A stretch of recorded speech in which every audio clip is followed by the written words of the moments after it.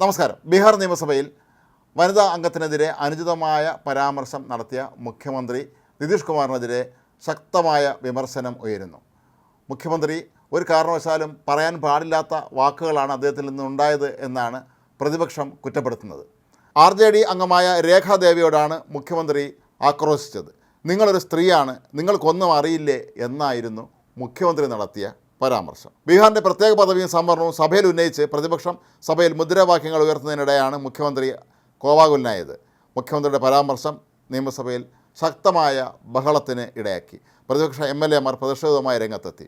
RJD നേതാവും മുൻ ഉപമുഖ്യമന്ത്രിയുമായ തേജസ്വി യാദവും നിതീഷിൻ്റെ പരാമർശത്തിൽ വിമർശനം ഉന്നയിച്ചു. സ്ത്രീകൾക്കെതിരായി നിരന്തരം അനുചിതമായി സംസാരിക്കുന്ന നേതാവാണ് നിതീഷ് കുമാർ എന്നാണ് തേജസ്വി യാദവ് Xൽ കുറിച്ചിരിക്കുന്നത്. സ്ത്രീകളെക്കുറിച്ച് അനാവശ്യവും അപരിഷ്കൃതവുമായ അഭിപ്രായങ്ങൾ പറയുന്നത് നിതീഷ് കുമാറിൻ്റെ ശീലമായി മാറിയിരിക്കുകയാണെന്നും ബീഹാറിനെ സംബന്ധിച്ച് ഇത് വളരെ ഗൗരവമേറിയതും ആശങ്കാജനകവുമായ വസ്തുതയാണെന്നും തേജസ്വി യാദവ് ചൂണ്ടിക്കാട്ടി.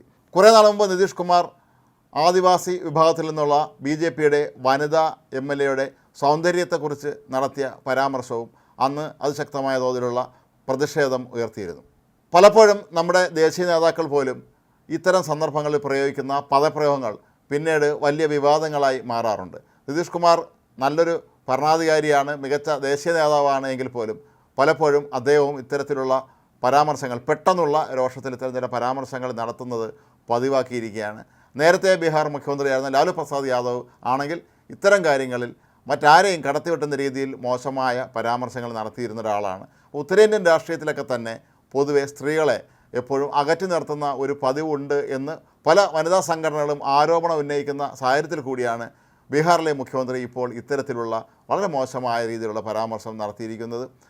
പലപ്പോഴും തിരഞ്ഞെടുപ്പ് വരുമ്പോഴൊക്കെ തന്നെ സ്ത്രീകൾക്ക് സീറ്റുകൾ നൽകുന്ന കാര്യത്തിൽ നമ്മുടെ നാട്ടിലെ ദേശീയ പാർട്ടികളൊക്കെ തന്നെ കാണിക്കുന്ന ആ ഒരു പിശുക്ക് പലപ്പോഴും ഇവരുടെ മനോഭാവത്തിൻ്റെ കൂടി പ്രതിഫലനമായിട്ടാണ് കരുതിയിരിക്കുന്നത്.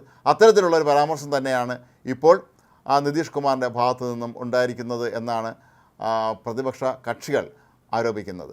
മറ്റു പല സംസ്ഥാനങ്ങളിലെ നേതാക്കന്മാരൊക്കെ തന്നെ ഇത്തരത്തിലുള്ള വിവാദ പരാമർശങ്ങൾ പലപ്പോഴും നടത്തി വെട്ടിലായ ചരിത്രവുമുണ്ട്. കേരളത്തിലും പല നേതാക്കന്മാരും ഇത്തരത്തിൽ സ്ത്രീവിരുദ്ധ പരാമർശങ്ങൾ നടത്തി പിന്നീട് മാപ്പ് പറയേണ്ട അവസ്ഥ നമ്മൾ കണ്ടിട്ടുണ്ടായിരുന്നു.